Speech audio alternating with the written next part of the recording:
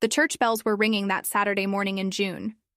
St. Mary's Cathedral looked like something out of a fairy tale, white roses cascading down every pew, golden sunlight streaming through stained glass windows, and 200 guests dressed in their finest clothes.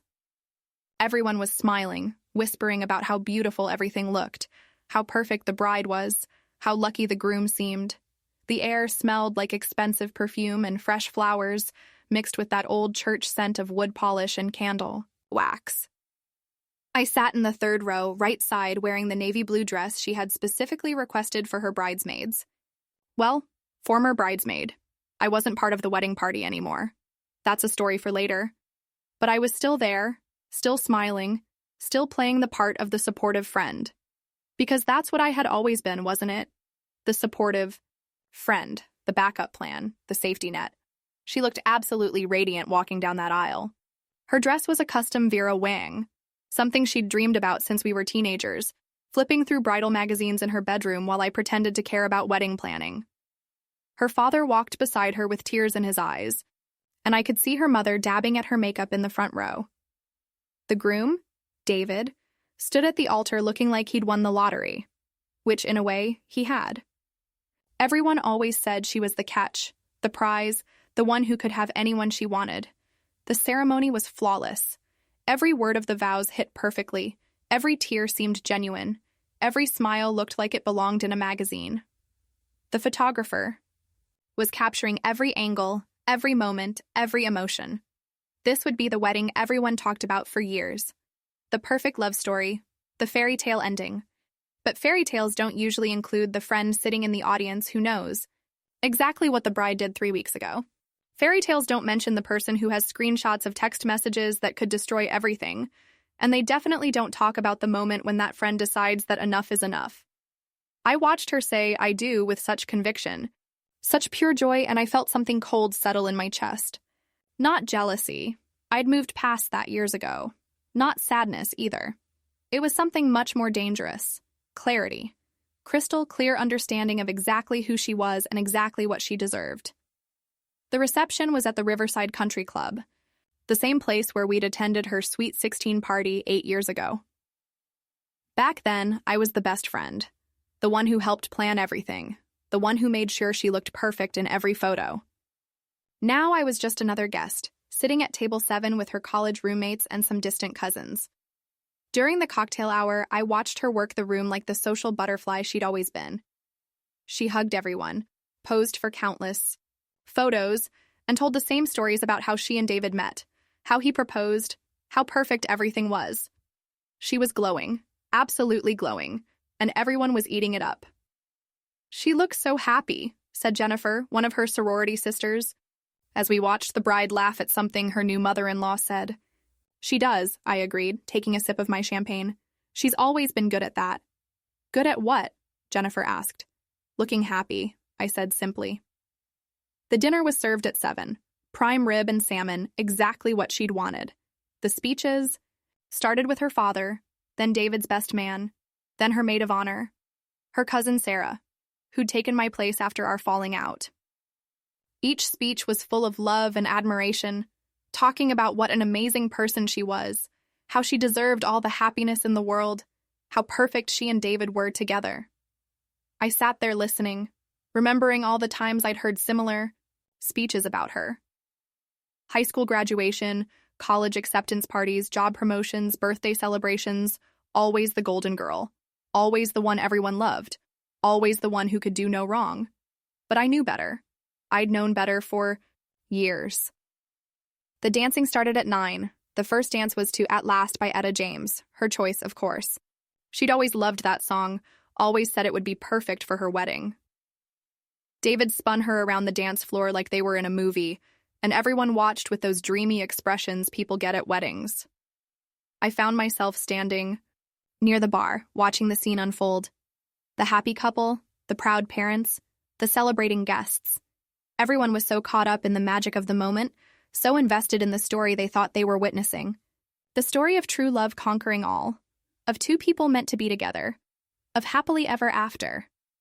But stories have different versions depending on who's telling them, and I had a version that nobody else knew, a version that would change everything. if it ever came to light. A version that made this whole beautiful scene look very different. The night was winding down when I made my decision. Not a sudden choice. I'd been thinking about it for weeks. But standing there, watching her dance with her new husband while her guilty secret burned in my phone, I knew exactly what I was going to do. I walked over to where she was taking a break from dancing, touching up her lipstick near the bridal suite entrance. She saw me coming and smiled that perfect smile she'd been wearing all day. "Having fun?" she asked, like we were still the best friends we used to be. "It's beautiful," I said. "Everything you dreamed of." "It really is," she agreed, looking out at the reception. "I can't believe it's actually happening." That's when I leaned in close enough that only she could hear me. Close enough that my words would hit her like a physical blow. Close enough that I could watch her face change in real time. "I was always her backup," I whispered, my voice barely audible over the music. "That's what you called me, remember? Your backup plan, your safety net? Well, backups don't stay silent forever." I watched the color drain from her face, watched her perfect smile falter for just a moment before she forced it back into place. Watched her eyes dart around to see if anyone had noticed our conversation. But nobody was watching us. Everyone was too busy celebrating her perfect day. I stepped back, smiled my own perfect smile, and walked away. The night was just beginning, but for her, everything was about to change. Because sometimes the backup friend knows exactly how to steal the show. The country club's garden was quiet except for the distant sound of music and laughter from the reception. I found myself walking along the stone pathway, past the perfectly manicured roses and the fountain where she'd taken engagement photos just 6 months ago. The night air was cool against my skin, a relief after the warmth of the crowded ballroom. I wasn't running away from what I'd just done. I was savoring it. The look on her face when I whispered those words, "I was always her backup," was worth every moment of pain she'd put me through over the years. The way her eyes widened, the way her breath caught, the way she tried to maintain that perfect bridal composure while her world started tilting off its axis. It was beautiful in its own twisted way. My phone buzzed, a text from her. "We need to talk, now." I smiled and put the phone back in my purse without responding. She could wait. She'd made me wait for years. Let me tell you about the day she called me her backup plan. It was 3 years ago, during her birthday party at that trendy rooftop bar downtown. She was drunk on expensive cocktails and attention, surrounded by all her favorite people, her college friends, her work colleagues, her family. I was there too, of course, playing my usual role as the reliable friend who made sure everyone had drinks and took all the photos. I was in the bathroom when I heard her talking to her cousin Sarah outside the stalls. They didn't know I was there, didn't know I could hear every word through the thin walls. "I love her. I really do," she was saying, and I knew she was talking about me. But sometimes I feel like she's just there, you know? Like my backup friend. When everyone else is busy, there's always her. When I need someone to listen to me complain, there's always her. When I need a +1 for something, boring, there's always her, Sarah laughed. That's not necessarily a bad thing. Everyone needs a backup friend. I know, and I'm grateful for it. But sometimes I wonder what it would be like to have friends who challenged me more, you know? Who had their own exciting lives instead of just existing around mine. I stood there in that bathroom stall feeling like I'd been punched in the stomach. Backup friend. That's what I was to her. Not a real friend, not someone she valued for who I was, but a convenient safety net for when her real friends weren't available. I finished in the bathroom, walked back out to the party, and continued playing my role. Smiling, laughing, taking photos, being the perfect backup friend. But something had changed that night. Something had broken that couldn't be fixed. The worst part wasn't even what she'd said. It was how accurate it was. I looked back at our friendship and saw the pattern. Everywhere. I was the one who always said yes to her plans, even when they were inconvenient for me. I was the one who listened to her problems for hours without ever sharing my own. I was the one who celebrated her successes and comforted her failures, while she barely remembered my birthday. When she got the promotion at work, I threw her a celebration dinner. When I got promoted 6 months later, she was too busy to celebrate with me. When she started dating David, I heard every detail of their relationship, every fight, every romantic gesture. When I dated someone, she'd listen for about 5 minutes before changing the subject back to herself. I was her emotional support system, her cheerleader, her therapist, her photographer, her party planner. But what was she to me? What had she ever actually given me besides the privilege of being in her orbit? The answer was nothing. She'd given me nothing but the illusion that I mattered to her. After that night, I started paying attention differently. I started noticing how she only called when she needed something, how she only invited me to things when her other friends couldn't make it, how she introduced me to new people as my friend from high school instead of my best friend like she used to. I started noticing how she'd make plans with other people right in front of me, never thinking to include me. How she'd post photos with her girls on social media, photos I wasn't in because I hadn't been invited. How she'd talk about trips and events and experiences that I only heard about secondhand. The backup friend, always there when needed, easily forgotten when not. But I kept playing the role because I didn't know how to stop. Because walking away felt like admitting that I'd wasted years of my life on someone who didn't really care about me. Because I kept hoping that maybe, somehow, things would go back to how they used to be when we were younger. They never did. Instead, things got worse. She started taking me for granted in bigger ways. She'd cancel plans with me at the last minute, if something better came up. She'd ask me to help with things and then barely thank me. She'd vent to me about her problems and then disappear for weeks when things were going well in her life. The final straw came 6 months ago, right after she got engaged. She called me, crying, saying she needed to see me immediately. I dropped everything and drove to her apartment, thinking something terrible had happened. But she wasn't crying from sadness. She was crying from guilt. I made a mistake, she sobbed into my shoulder. A huge mistake. I don't know what to do. That's when she told me about Marcus, her coworker, the one she'd been having an affair with for 3 months, while David was planning their future together. The one she'd been seeing in secret, lying to everyone about, pretending didn't exist. It just happened, she said, like affairs were natural disasters that struck without warning. We were working late, and there was all this tension, and one thing led to another. And then it kept happening. I tried to stop it, but I couldn't. I sat there listening to her confess her betrayal, watching her cry about her own choices, and I felt something cold and hard settle in my chest. This was who she really was. This was the person everyone thought was so perfect, so deserving of love and happiness. You have to tell David, I said. I can't, she whispered. It would destroy him. It would destroy everything. The wedding, our families, our whole future. Then you have to end it with Marcus. I did. I already did. It's over. It was a mistake. And it's over. But it wasn't over. I knew it wasn't over because I saw the way she looked at her phone when she thought I wasn't watching. I knew it wasn't over because of the way she started working late more often, the way she started being secretive about her schedule. And I knew it definitely wasn't over when I saw them together at that coffee shop downtown 2 weeks before. Her wedding, kissing, holding hands, looking at each other like they were the only 2 people in the world. She was still seeing him. Still lying to David. Still planning to walk down that aisle and promise to love and honor someone while she was betraying him with another man.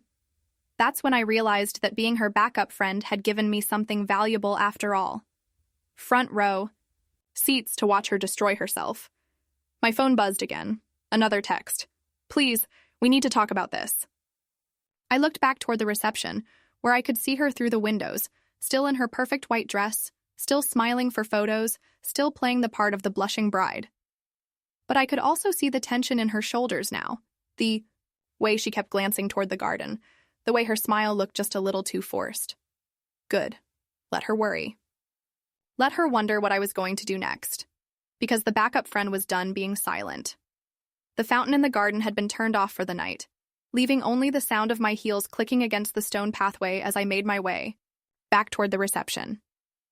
Through the tall windows, I could see her moving through the crowd, still playing the perfect bride. but I noticed the way she kept scanning the room, looking for me, wondering where I'd gone, wondering what I was planning. She had every right to be worried. I found an empty table on the terrace, just outside the main reception area, where I could watch the festivities while staying hidden, in the shadows. From here, I had a perfect view of her performance, and that's exactly what it was. A performance.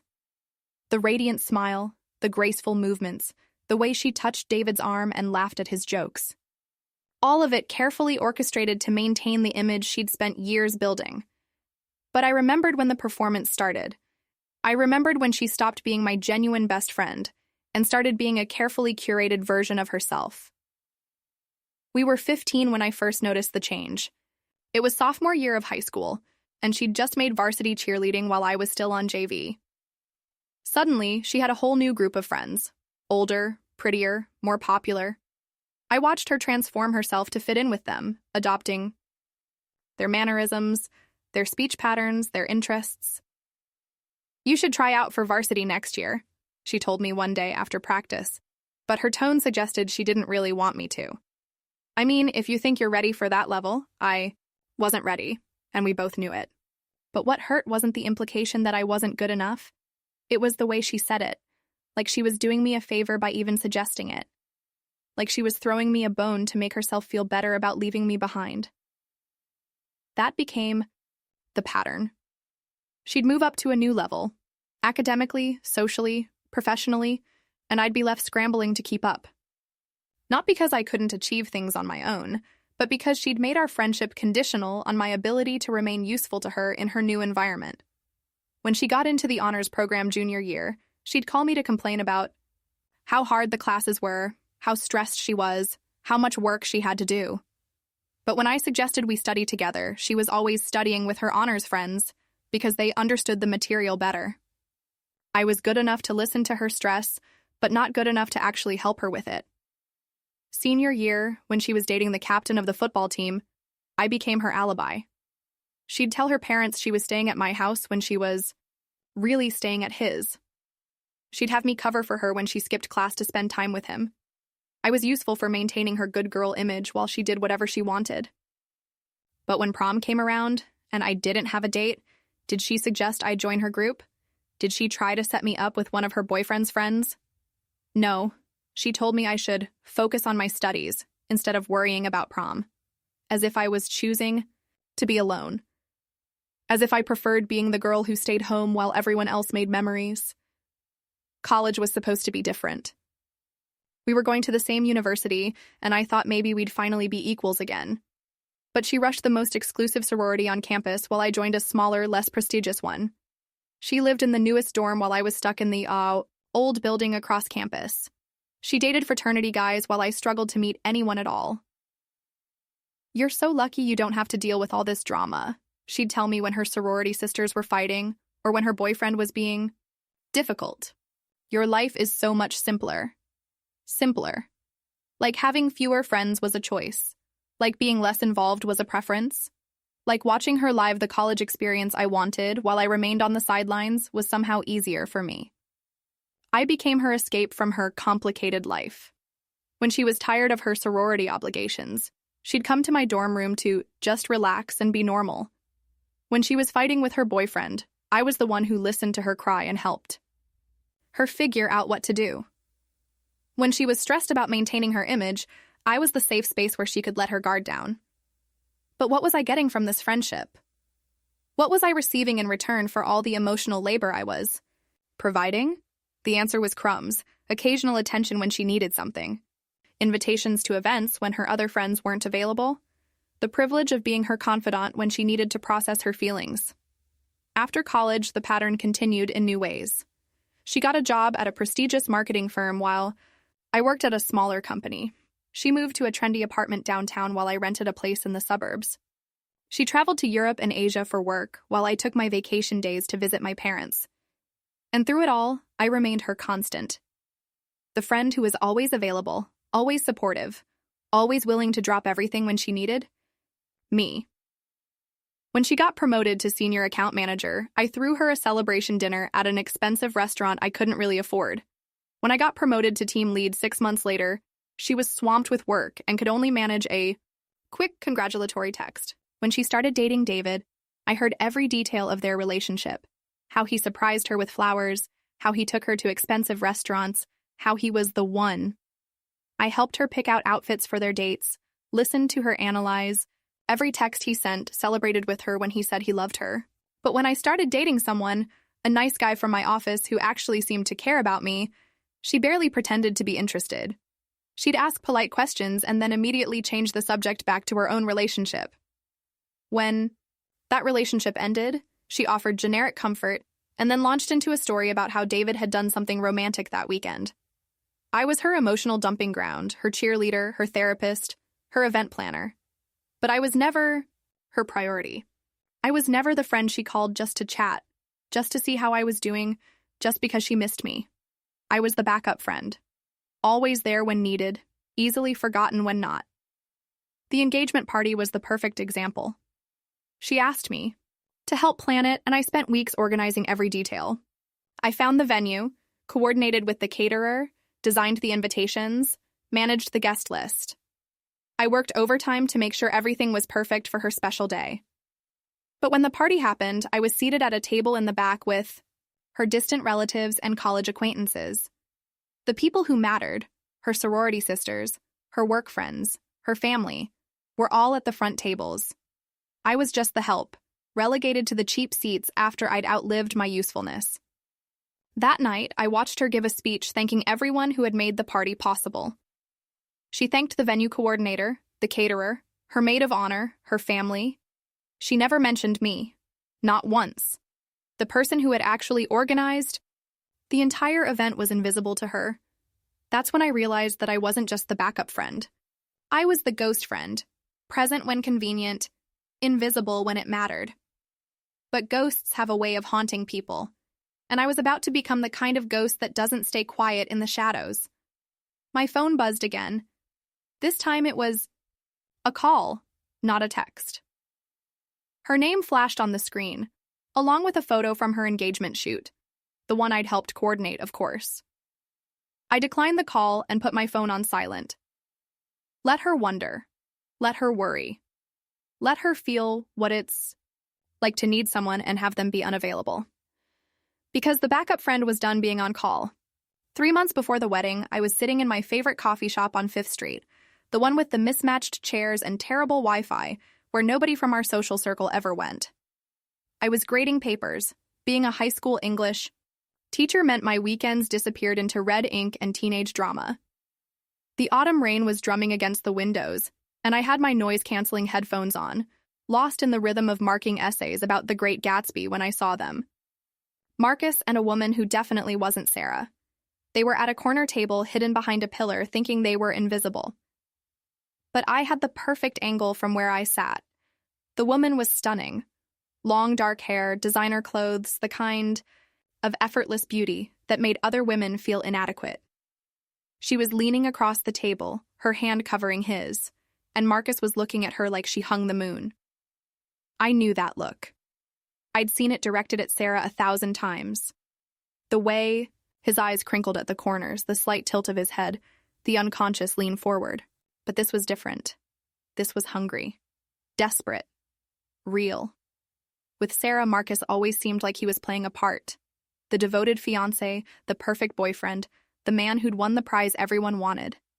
But sitting there with this mystery woman, he looked alive, authentic, like he was finally being himself instead of the version Sarah had molded him into. I pulled out my phone and pretended to scroll through social media while actually opening my camera. The teacher in me had learned to be discreet. You develop ninja-level stealth skills when you're trying to catch students cheating. I managed to get several clear shots of them together. Their body language told a story that would destroy Sarah's perfect narrative. The woman said something that made Marcus throw his head back and laugh, a real laugh, not the polite chuckle he gave Sarah's attempts at humor. Then she reached into her purse and pulled out what looked like pregnancy test. Even from my distance, I could see the 2 pink lines. Marcus went pale. Then he reached across the table and took her hands in both of his, bringing them to his lips. The gesture was so tender, so protective, that it made my stomach turn. Not because it was wrong, but because it was so obviously right. This was love. What he had with Sarah was just convenient. I watched them for another hour. They talked. Intensely. Sometimes arguing, sometimes laughing, always touching. When they finally left, Marcus kissed her goodbye in the parking lot. Not a quick peck, but a deep, desperate kiss that lasted long enough for me to get it on video. That night, I did what any good friend would do. I researched. Her name was Elena Rodriguez.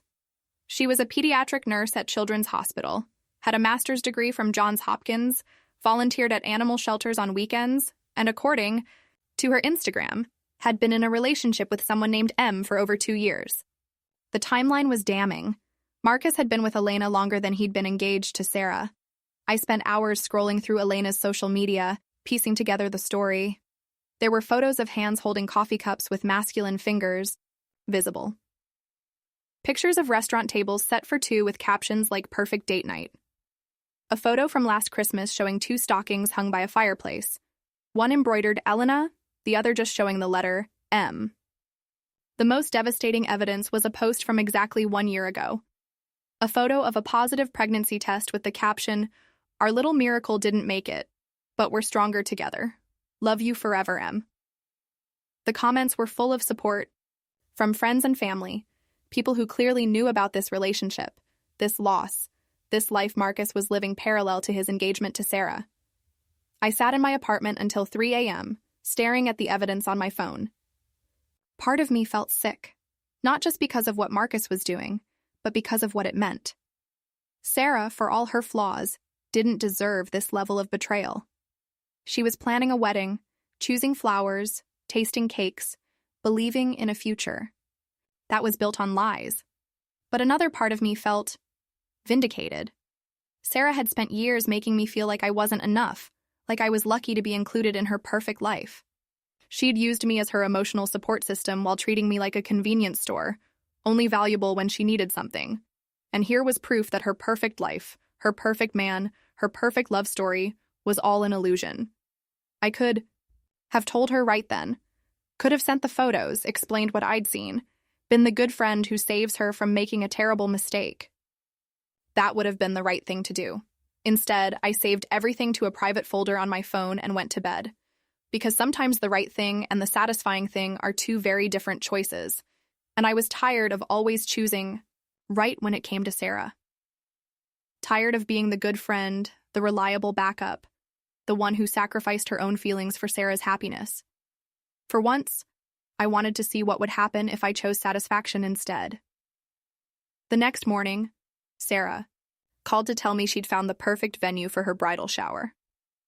She was so excited, so happy, so blissfully unaware that her entire future was a lie. I listened to her chatter about decorations and guest lists and catering options, making appropriate noises of enthusiasm while staring at the photos on my phone. "You're the best friend ever," she said before hanging up. "I don't know what I'd do without my backup plan. Backup plan, not best friend, not chosen family. Backup plan. That's when I knew exactly what I was going to do with the information I'd discovered. I was going to wait. I was going to let her have her perfect engagement, her perfect wedding planning, her perfect illusion of love. I was going to be the supportive friend, the reliable backup, the one who never let her down. And then, at the moment when it would hurt the most, when she was most vulnerable, most exposed, most dependent on the fantasy she'd built, I was going to tell her the truth. Not because it was right, but because after years of being her backup plan, she deserved to know what it felt like to have her backup plan abandon her when she needed it most. Winter melted into spring, and Sarah's wedding preparations kicked into overdrive. Every conversation became about flowers, dresses, venues, and guest lists. She'd call me at least 3 times a week, sometimes more, always with some new crisis that required my immediate attention and emotional labor. The dress wasn't quite right. Could I come with her to another fitting? The florist was being difficult. Could I call and sort it out? The caterer wanted to change the menu. Could I research alternatives? Marcus seemed distant lately. Could I help her figure out what was wrong? That last one almost broke my resolve. She was sitting in my living room, still in her work clothes from the marketing firm where she managed social media accounts for luxury brands. Her perfectly styled blonde hair was slightly mussed, and for once she looked vulnerable instead of polished. "I don't know what's happening with him," she said, curling up on my couch with the cup of tea I'd made her. "He used to be so attentive, so present. Now it's like he's going through the motions. When I try to talk about the wedding, he just nods and agrees with whatever I say. When I ask his opinion, he tells me whatever I want is fine." I knew exactly what was happening with Marcus. Elena was 12 weeks pregnant.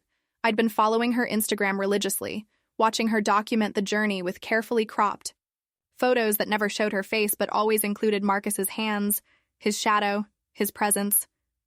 They were planning their own future while he went through the motions of planning a wedding with Sarah.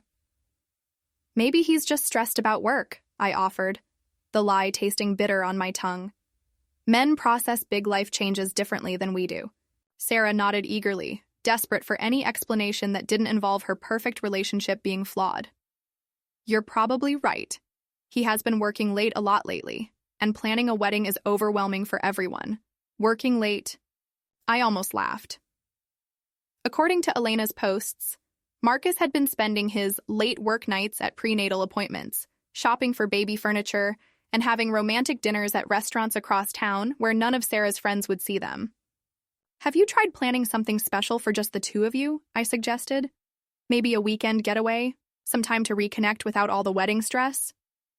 "That's a great idea." Sarah's face lit up. "You always know exactly what to say. This is why you're my maid of honor, my backup brain. I'd be lost without you." Backup brain. Another delightful variation on the backup theme. I helped her plan a surprise weekend trip to a bed and breakfast in the mountains. I even helped her pack. Listening to her excitement about rekindling the romance, about reminding Marcus why they fell in love, about getting their relationship back on track before the wedding. The weekend was a disaster, of course. Marcus spent most of it on his phone, claiming work emergencies. He was distracted, distant, and according to Sarah's tearful phone call on Sunday night, he'd even snapped at her when she tried to be romantic. "I don't understand what's wrong with him," she sobbed into the phone. "It's like he doesn't even want to be there. Like he doesn't want to be with me." I made soothing noises while scrolling through Elena's Instagram story, which showed a cozy weekend at home with M, takeout containers, a pregnancy book, and 2 pairs of feet tangled together on a coffee table. The timestamp matched exactly with Sarah's romantic getaway. "Maybe you should postpone the wedding," I said carefully. "If you're having doubts, if he's acting strange, maybe you need more time to work through things." "Postpone?" Sarah's voice went shrill. "Are you insane? Do you know how much money we've already spent? How many people are coming? How embarrassing that would be? No, we're not postponing anything. We just need to get through the stress of planning, and everything will be fine once we're married." The desperation in her voice was almost enough to make me feel sorry for her. Almost. But then she said something that reminded me exactly why I was doing this. "Besides, you know how hard it was for me to find someone like Marcus. Someone successful. Someone handsome, someone all my friends are jealous of. I'm not giving that up because of a few rough patches. Some relationships are worth fighting for, even when they're not perfect. Someone all her friends are jealous of. That's what Marcus was to her. A trophy, a status symbol, proof that she could get the best of everything. She didn't love him. She loved what he represented. She loved being the girl who got the guy everyone wanted. And that's when I realized the perfect moment for my revelation. Not during the engagement party, where she could recover and make excuses. Not during the bridal shower, where her family could rally around her. Not even the night before the wedding, where she could call it off and save face. No, I was going to tell her at the wedding itself. In front of everyone. When she was most exposed, most vulnerable, most convinced of her own perfection. I started planning it like a military operation. I needed the right moment, not during the ceremony, which would be too cruel even for me, but during the reception. After the vows, after the photos, after she'd had her moment of triumph. When she was glowing with happiness, surrounded by everyone she wanted to impress, basking in the attention and admiration. That's when I would lean in close during a quiet moment and whisper the truth in her ear. I would tell her about Elena, about the pregnancy, about the 2-year relationship that made her engagement a joke. I would watch her face change, watch the realization dawn, watch her perfect day crumble around her, and then I would step back and let her deal with the consequences alone. The beauty of it was that she wouldn't be able to make a scene without ruining her own wedding. She'd have to smile and pretend everything was fine, while her world fell apart inside. She'd have to dance with her new husband knowing he was in love with someone else. She'd have to accept congratulations from guests while knowing her marriage was built on lies. She'd have to feel what I'd felt for years, trapped in a performance, pretending to be happy while dying inside, unable to express her true feelings because it would ruin the illusion everyone else needed to believe. For the next 2 months, I played the perfect maid of honor. I organized the bridal shower, planned the bachelorette party, helped with final dress fittings, and listened to endless phone calls about seating charts and centerpieces. I smiled and nodded and made all the right supportive noises while counting down the days until Sarah's perfect world would implode. The closer we got to the wedding, the more excited she became, and the more guilty I should have felt. But I didn't. Every time she called me her backup plan, every time she took my help for granted, every time she treated me like a convenience instead of a friend, my resolve strengthened. She had made me her backup for years. Now it was time for her to discover what it felt like when your backup plan had plans of their own. The morning of the wedding arrived with perfect weather, clear skies, gentle breeze, the kind of day that makes you believe in fairy tales. I woke up at 5 a.m. in the bridal suite at the Grandview Hotel, where Sarah had insisted the entire wedding party spend the night. She was still sleeping, her silk eye mask perfectly positioned, her hair in professional curlers that had cost more than most people's monthly grocery budget. I lay in the uncomfortable pull-out couch, staring at the ceiling and feeling the weight of what I was about to do. In 12 hours, Sarah would be married to a man who was in love with someone else, someone who was carrying his child. In 12 hours, I would destroy her perfect day with a whisper that would change everything. I should have felt nervous, guilty, maybe even scared. Instead, I felt calm, resolved, like I was finally about to balance a scale that had been weighted against me for years. The day unfolded like a perfectly choreographed dance. Hair and makeup started at 7 a.m., a team of professionals who transformed the bridal suite into a salon. Sarah held court in the center of it all, directing traffic like a general commanding troops. She looked radiant, glowing with happiness and anticipation. "This is it," she kept saying to anyone who would listen. "This is my perfect day. Everything is exactly how I dreamed it would be." I helped her into her dress, a stunning creation that had cost more than my car, with hand-sewn pearls and lace that had been imported from France. She looked like a princess, like every little girl's dream of what a bride should be. When she looked at herself in the full-length mirror, tears actually formed in her eyes. "I can't believe this is really happening," she whispered.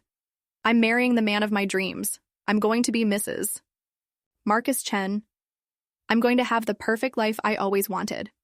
The man of her dreams was currently across town, getting ready with his groomsmen, probably checking his phone every 5 minutes for texts from Elena. According to her Instagram story from this morning, she was spending the day at a spa, treating herself to a pregnancy massage and prenatal yoga class. The caption read, "Self-care Saturday while my love is at work. Can't wait to celebrate with him tonight." Work. That's what Sarah's wedding was to Marcus. Work. The ceremony was flawless. St. Mary's Cathedral had been transformed into something magical, with thousands of white roses, cascading greenery, and enough candles to light up a small city. Sarah walked down the aisle to Pachelbel's cannon, her father beaming with pride, 200 guests rising to their feet in admiration. Marcus stood at the altar looking handsome in his custom tuxedo, but I could see what others missed. The slight tension in his shoulders, the way his smile didn't quite reach his eyes, the almost imperceptible checking of his watch. He was playing a part, delivering a performance, going through the motions of the happiest day of his life while thinking about someone else entirely. Sarah, of course, saw none of this. She was radiant, glowing, completely absorbed in her moment of triumph. When Marcus said, "I do," she practically glowed with happiness. When the minister pronounced them husband and wife, she threw her arms around Marcus's neck like she'd won the lottery.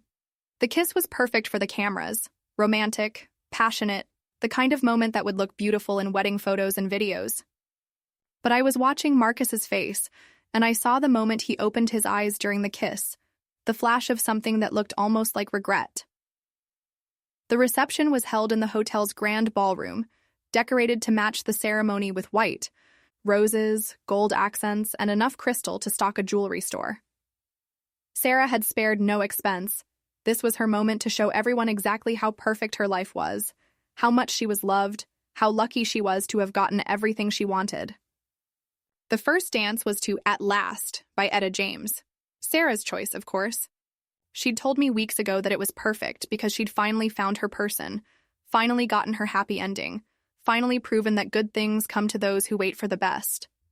I watched them dance, Sarah's head on Marcus's shoulder, her eyes closed in bliss, completely unaware that her new husband was going through the motions while his heart was somewhere else entirely.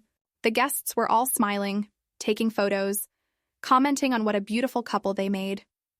During dinner, I sat at the head table as maid of honor, making small talk with the other bridesmaids and groomsmen, while keeping my phone hidden in my lap. Elena had posted a new photo an hour ago, a mirror selfie showing her growing bump in a fitted dress, with the caption, "Date night ready. Some celebrations are worth waiting for." The speeches began after the main course. Sarah's father talked about his little girl finding her prince. Marcus's best man told funny stories about their college days and how Marcus had always said he'd know when he found the one. The irony was almost too much to bear. Then it was my turn. I stood up, champagne glass in hand, looking out at the sea of expectant faces.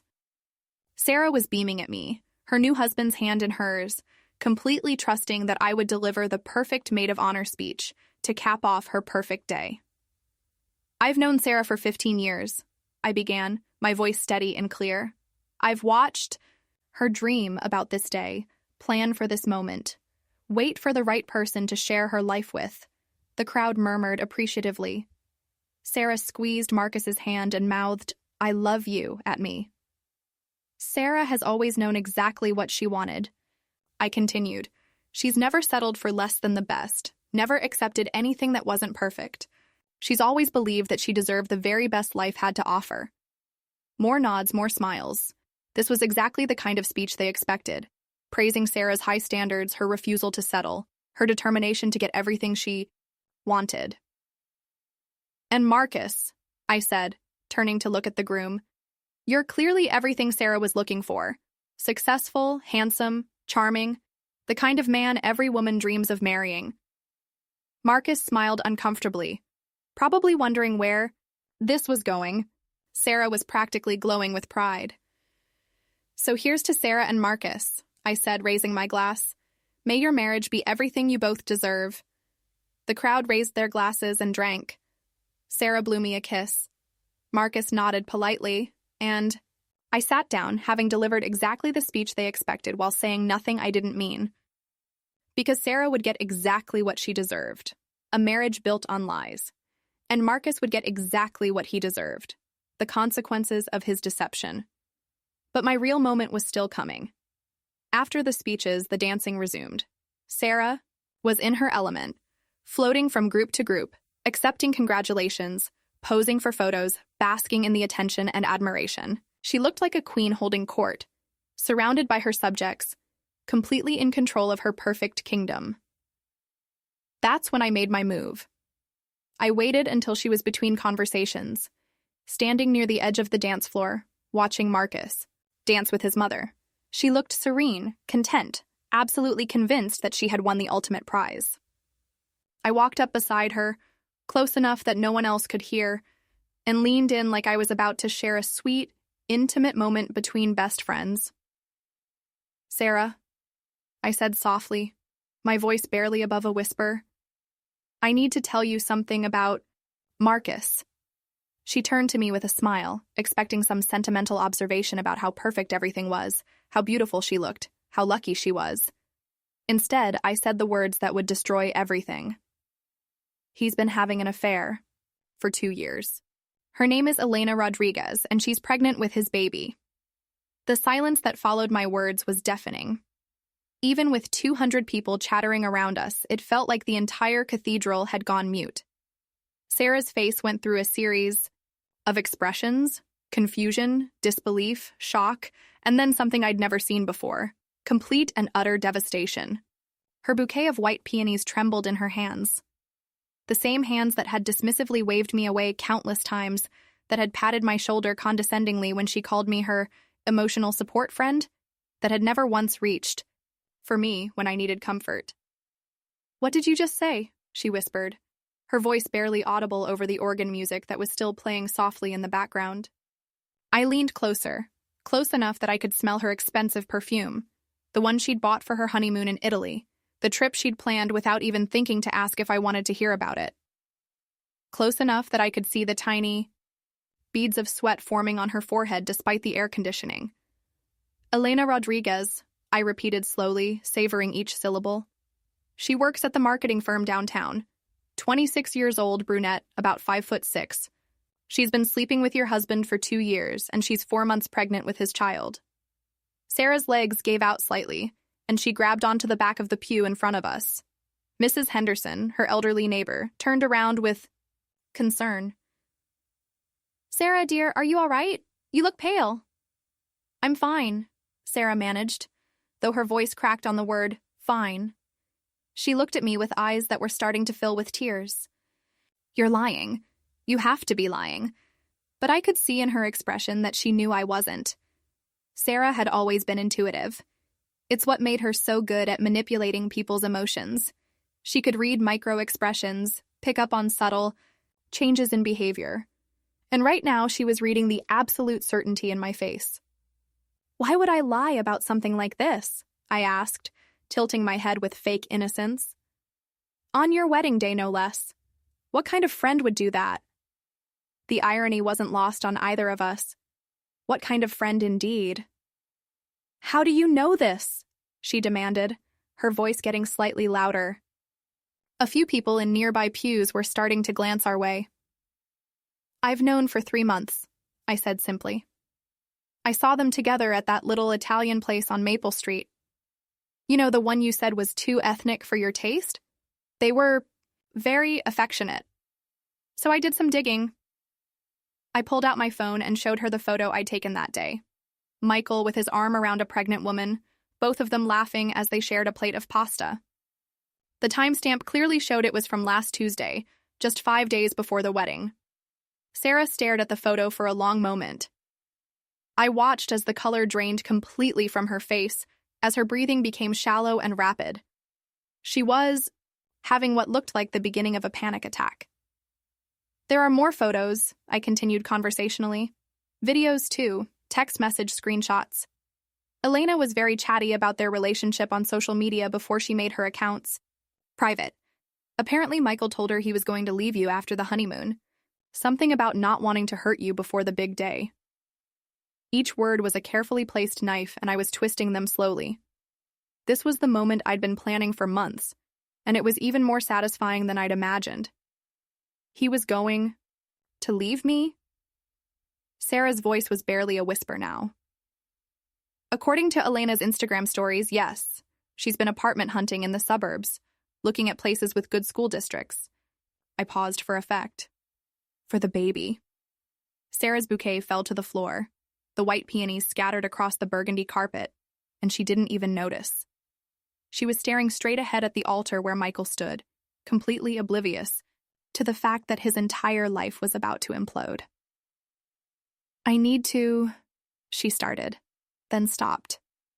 "I need to talk to him." "Do you?" I asked. "Right now, in front of all these people?" "Your boss is here, Sarah. Your grandmother flew in from Florida. Your college roommates, your cousins, everyone you've ever wanted to impress. Is this really the moment you want to have that conversation?" I could see her mind racing, trying to figure out what to do. Sarah had always been a planner, someone who needed to control every situation.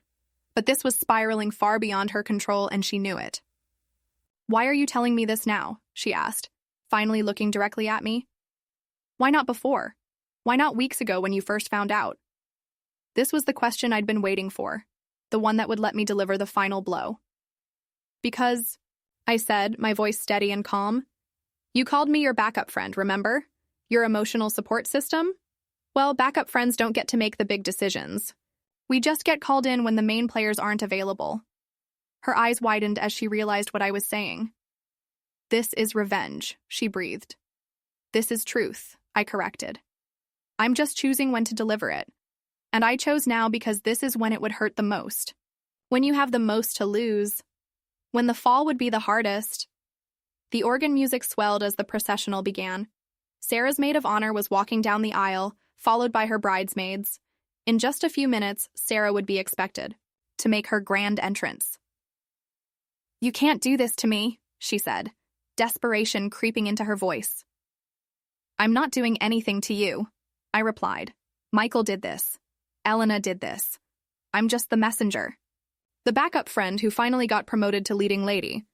Sarah looked around frantically, as if searching for an escape route. But there wasn't one.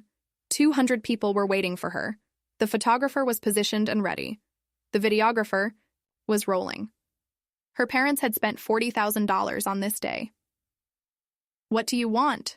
She asked finally. Nothing, I said, and I meant it. I don't want anything from you anymore, Sarah. I used to want your friendship, your respect, your consideration.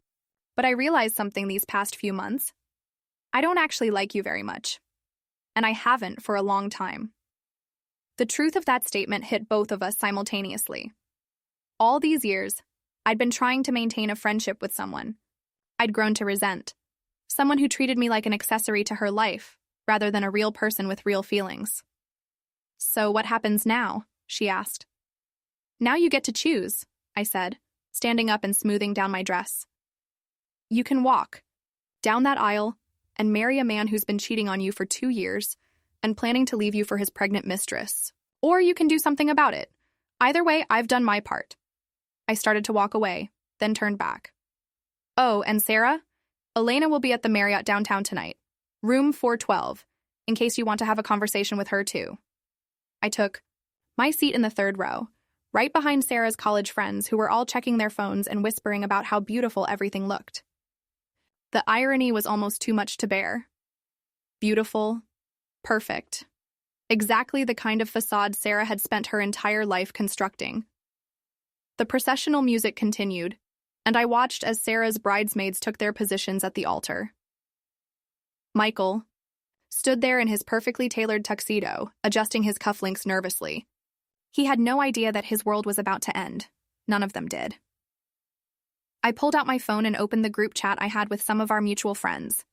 There were already dozens of messages about how excited everyone was, how perfect Sarah looked, in her dress during the photos, how this was going to be the wedding of the year. But I wasn't thinking about any of that. I was thinking about the conversation I'd had with Elena Rodriguez just 2 days ago.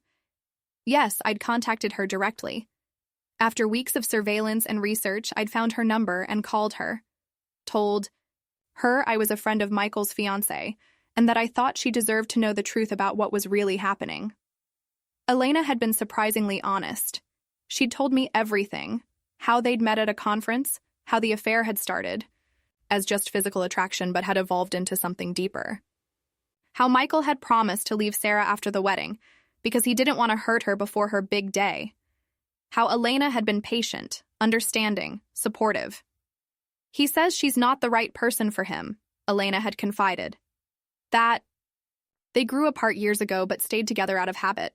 He says she's controlling and self-centered and that he's been miserable for a long time. I'd almost laughed at that. Michael's description of Sarah was remarkably accurate, but it was rich coming from a man who was stringing along 2 women simultaneously. And you believe him? I'd asked. I'm pregnant with his child, Elena had replied simply. He's been talking about our future together, about the kind of parents we want to be. He's not just saying what I want to hear. But he was, of course. Michael was telling both women exactly what they wanted to hear. He was telling Sarah that everything was perfect, that he couldn't wait to start their married life together. And he was telling Elena that Sarah was just an obstacle to overcome, a temporary inconvenience before they could be together. The truth was probably somewhere in the middle. Michael was a coward who couldn't make a decision, so he was letting circumstances make it for him. He was going to go through with the wedding because it was easier than calling it off, and then he was going to continue the affair because that was easier than ending it. But I'd taken that choice away from him. From all of them. The music changed, and everyone stood up. This was it, Sarah's moment. The moment she'd been planning for 18 months, the moment that was supposed to be the happiest of her life. But Sarah didn't appear. The music continued for what felt like an eternity. People started looking around, murmuring to each other. Michael's face went from nervous excitement to confusion to something approaching panic. Sarah's mother, Mrs. Patterson, hurried out of the sanctuary, her heels clicking rapidly on the marble floor. A few minutes later, she returned and whispered something to the wedding coordinator, who then approached the altar and spoke quietly to the officiant. The music stopped. "Ladies and gentlemen," the officiant announced, his voice echoing through the suddenly silent cathedral. "We're going to take a brief intermission. Please remain seated." The murmuring started immediately. 200 people trying to figure out what was happening, why the bride hadn't appeared, whether this was normal, or if something was seriously wrong. I knew exactly what was happening. Sarah was having a breakdown in the bridal suite. She was probably calling Michael right now, demanding answers, confronting him about Elena.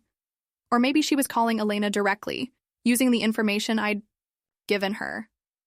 Either way, the perfect wedding was falling apart, and I had a front row seat to watch it happen. My phone buzzed with a text message. It was from Sarah. "I hate you," I typed back quickly. "I know, but you needed to know the truth. You destroyed my life. Michael destroyed your life. I just made sure you found out before you legally bound yourself to him."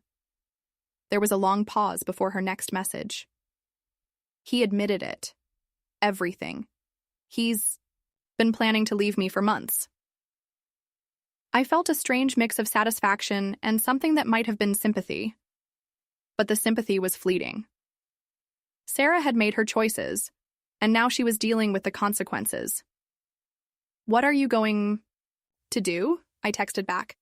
"I don't know. Everyone's here, everyone's watching. My parents spent so much money." "That's not a reason to marry someone who's been cheating on you." Easy for you to say. You're not the one standing here in a wedding dress with 200 people waiting for you to make a decision. She was right about that. I wasn't the one facing public humiliation. I wasn't the one who had to explain to family and friends why the wedding was being called off. I wasn't the one who had to deal with the financial and emotional fallout, but I also wasn't the one who had spent years treating my closest friend like an emotional support animal. I wasn't the one who had dismissed someone's feelings as unimportant. I wasn't the one who had taken loyalty for granted while giving nothing in return. "You have a choice," I texted. "You can go through with this and spend your honeymoon knowing your husband is in love with someone else and planning to leave you. Or you can walk away now and start over." Start over with what? My life is ruined. Your sigh. Life was already ruined. You just didn't know it yet. The harsh truth of that statement hung between us, even through text messages. 20 minutes passed, then 30. People were getting restless. Some guests were starting to leave, assuming the wedding had been postponed or canceled. Others were staying out of morbid curiosity, wanting to see how this drama would unfold. Finally, Sarah's father appeared at the front of the sanctuary. Mr. Patterson was a distinguished man in his 60s, someone who had built a successful law practice on his ability to handle difficult situations with grace and professionalism. But he looked shaken as he approached the microphone. "Ladies and gentlemen," he began, his voice steady but strained, "I'm afraid there will be no wedding today. Sarah and Michael have decided to postpone the ceremony indefinitely.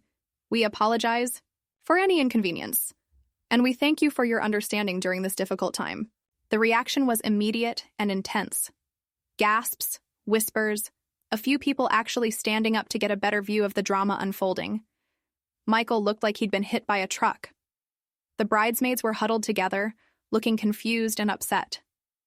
But I felt nothing but satisfaction. The backup friend had finally taken center stage, and the performance was everything I'd hoped it would be. The cathedral emptied slowly, like water draining from a bathtub. Guests filed out in small groups, whispering among themselves, phones already out to text friends and family about the dramatic turn of events. Some looked disappointed, others seemed almost excited by the scandal. A few appeared genuinely concerned about Sarah and Michael. I stayed in my seat, watching it all unfold with the detached interest of someone observing a particularly engaging movie. This was better than any drama I'd ever seen, because I'd written the script. Michael was still standing at the altar, looking lost and confused. His groomsmen had gathered around him, probably trying to figure out what to say, how to handle the situation. His parents were nowhere to be seen. They'd likely gone to find Sarah's parents to discuss damage control. The wedding coordinator was frantically making phone calls, probably trying to figure out what to do about the reception, the catering, the vendors who were expecting to work an event that was no longer happening.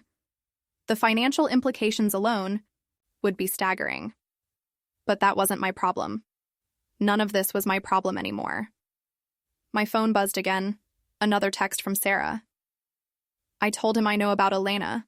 He broke down completely, started crying, begging me to forgive him, saying it was a mistake. I typed back, and I told him to leave.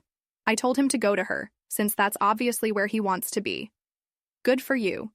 Don't act like you're proud of me. You didn't do this to help me. You did this to hurt me. She was right, of course. I hadn't revealed Michael's affair out of some noble desire to protect my friend.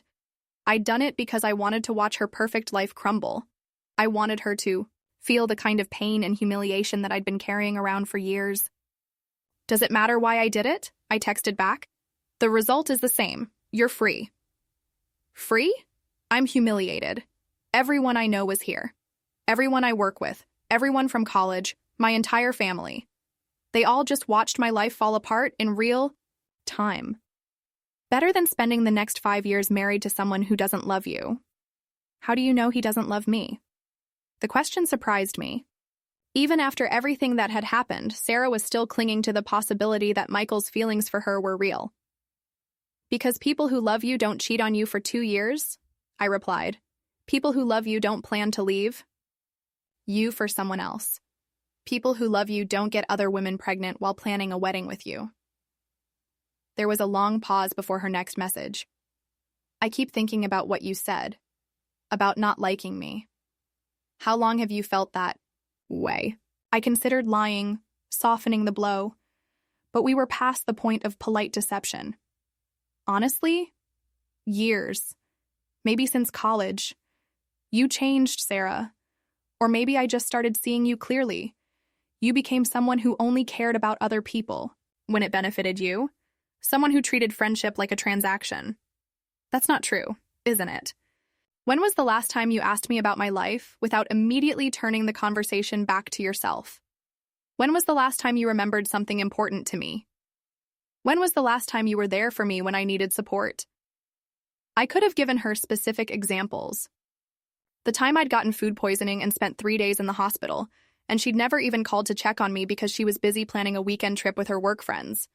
The time I'd been up for a promotion at school and was nervous about the interview, and she'd spent our entire lunch talking about her new relationship with Michael. The time my grandmother had died, and she'd sent a generic sympathy text and then asked if I was still available to help her move apartments the following weekend. But I didn't need to list them. We both knew the truth. I was a good friend to you, she texted. You were a convenient friend to me. There's a difference. I stood up and gathered my purse, ready to leave the cathedral. The drama was over, at least the public part of it. Now came the private aftermath. The difficult conversations, the canceled honeymoon, the returned gifts, the explanations to family and friends. But as I walked toward the exit, I saw Sarah emerging from the bridal suite. She was still in her wedding dress, but her makeup was ruined from crying. Her hair, which had been perfectly styled just hours earlier, was disheveled. She looked like a ghost of herself. Our eyes met across the nearly empty sanctuary, and for a moment, neither of us moved. We just stared at each other, two people who had shared years of friendship and were now standing on opposite sides of a chasm that could never be bridged. I hope it was worth it, she called out, her voice echoing in the empty space. I considered my answer carefully. Was it worth it? Was the satisfaction of watching her perfect life crumble worth destroying whatever remained of our friendship? Was my revenge worth the collateral damage? Yes, I said simply. It was. Because it wasn't just about the revenge. It was about the truth. It was about refusing to be complicit in a lie anymore. It was about choosing my own dignity over her. Comfort. Sarah nodded slowly, as if she'd expected that answer. Then I guess we're done, she said. We've been done for a long time, I replied. We just never admitted it. I walked out of the cathedral and into the bright June sunshine. The parking lot was still full of cars, guests who were lingering, trying to piece together what had happened, or maybe waiting to see if there would be any additional drama. But I was done with drama. I was done with Sarah, done with being anyone's backup plan, done with accepting scraps of attention and calling it friendship. My phone buzzed one more time, a final text from Sarah. I never want to see you again. I deleted the message without responding. Then I deleted her number entirely. Some friendships end with a fight. Others just fade away gradually. But ours ended with the truth, delivered at exactly the right moment to cause maximum damage. And I was completely at peace with that. 6 months later, I was sitting in the same coffee shop where I'd first seen Michael with Elena. The mismatched chairs and terrible Wi-Fi hadn't changed, but everything else in my life had. I'd gotten the promotion at school that I'd been hoping for. I'd started dating someone new, a fellow teacher who actually listened when I talked and remembered details about my life. I'd even taken a solo trip to Europe, something I'd always wanted to do but had never prioritized, because I was too busy being available for other people's emergencies. The autumn rain was drumming against the windows again, just like it had been that day when I discovered Michael's secret. But this time, I wasn't grading papers. I was writing. Working on a novel, actually. A psychological thriller about friendship and betrayal. My editor said it had real potential. Funny how life works out sometimes. I'd heard through mutual acquaintances that Sarah had moved to Portland. She'd taken a job with a nonprofit organization, something completely different from her previous career in marketing. Apparently, she'd needed a fresh start, a place where no one knew about the wedding that never happened. Michael and Elena had gotten married in a small ceremony just 3 months after what should have been his wedding to Sarah. I'd seen the photos on social media. They looked happy, or at least they looked like people trying very hard to look happy. Elena's pregnancy was showing by then, and Michael had his hand protectively on her belly in several of the pictures.